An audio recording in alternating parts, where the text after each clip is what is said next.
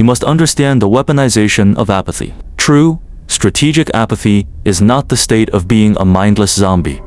It is a state of clinical detachment.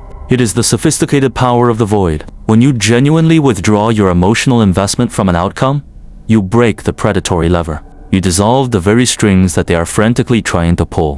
When you are indifferent, you are unpredictable, uncontrollable, and fundamentally untouchable. We must ruthlessly interrogate the concept of loyalty. You pride yourself on your unyielding fidelity to your boss, your friends, and your partner. You stay in abusive environments. You tolerate relentless disrespect, and you sacrifice your own mental health for causes that have already been lost. You call it loyalty. I call it a psychological hostage situation. You are not staying out of nobility.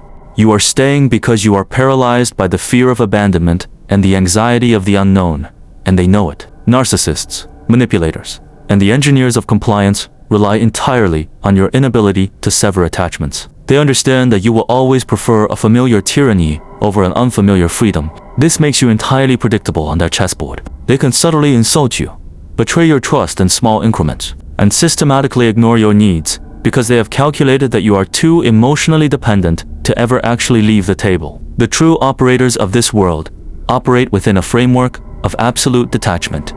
They hold no fixed alliances. They harbor no emotional debts. They view every relationship, every job, and every social transaction as a temporary arrangement of convenience that can be abandoned the nanosecond the cost outweighs the benefit. You call them cold and untrustworthy.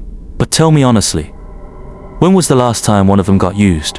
When you are dependent on another person's validation, you give them the authority to define your worth. You are a puppet begging for applause. If they smile, you feel confident. If they frown, you slide into panic. Can you not see how exhausting that existence is? By handing over that